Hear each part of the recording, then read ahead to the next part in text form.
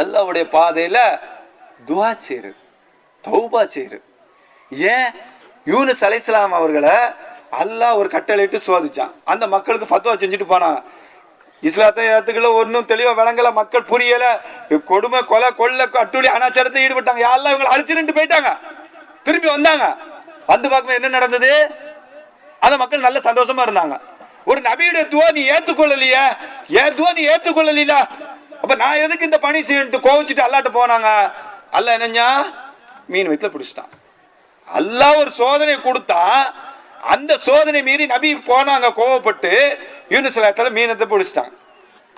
கடல் ஒரு இருட்டு, இரவு ஒரு இருட்டு, மீன் வயிறு ஒரு இருட்டு, 3 இருட்டுக்குள்ள மாட்டிக்கிட்டாரு. அப்ப யூனுஸ் அலைஹிஸ்ஸலாம் அவங்களை மீன் வயிற்றுல பிடிச்சி சமைச்சு சாப்பிடுன்னு சொல்லியிருந்தா என்ன நடந்திருக்கும்?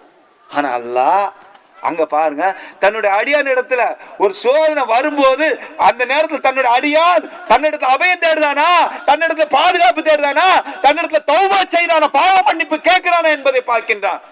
கேட்டாங்க, லா இலாஹ இல்லா அன்த சுப்ஹானக இன்னி குன்து மினல் ஸாலிமீன்.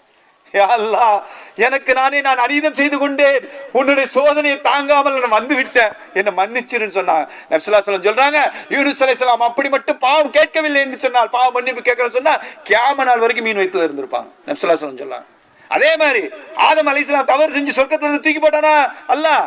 அப்பவும் அல்லாஹ் சொல்லலாம், ஃபதாப அலைக்கும். ஆதம் அலைஹிஸ்ஸலாம் அல்லாஹ்விடத்துல சில கலிமாவை கற்றுக்கொண்டு தௌபா செஞ்சாங்க, பாவத்தை மன்னிக்க தயாரான. ஆகவே கண்ணியமிக்க சகோதரிகளே, சோதனை வரும்போது அல்லாஹ்விடத்தில் பொறுமையாக இருந்து பொருந்தி கொண்டு சிறந்ததை கேட்கணும். சிறந்தது கிடைக்கலன்னு சொன்னா ஒண்ணு நம்ம பாவங்களை மன்னிப்பான், இல்ல நமக்கு நேரக்கூடிய கெடுதியை விட்டு தடுப்பான். அது இந்த உலகத்துல கிடைக்கலன்னு சொன்னா நாளை மறுமையில சொர்க்கத்துல தருவான்.